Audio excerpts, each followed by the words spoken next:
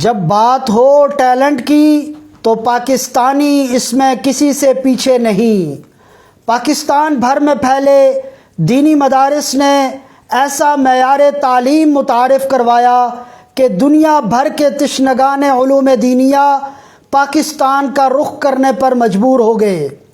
پاکستانی نوجوان اربوں روپے کا بجٹ کھا جانے والے عصری تعلیمی اداروں کے بجائے بیرون ملک تعلیم حاصل کرنے کو ترجیح دیتے ہیں، جبکہ غیر ملکی طلباء دینی تعلیم حاصل کرنے کے لیے پاکستانی مدارس میں داخلے کو اعزاز سمجھتے ہیں۔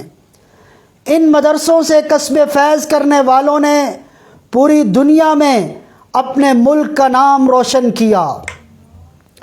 حال ہی میں دبئی میں اذان کا بین الاقوامی مقابلہ منعقد ہوا، جس میں دنیا بھر کے 55 ملکوں کے 319 ٹاپ کے قرائے کرام نے شرکت کی۔ اس عالمی مقابلے میں پہلی پوزیشن کا تاج ایک پاکستانی قاری کے سر سجا۔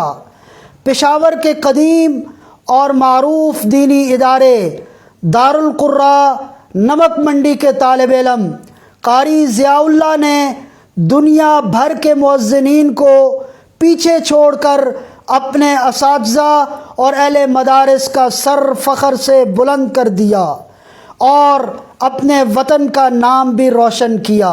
اشہد ان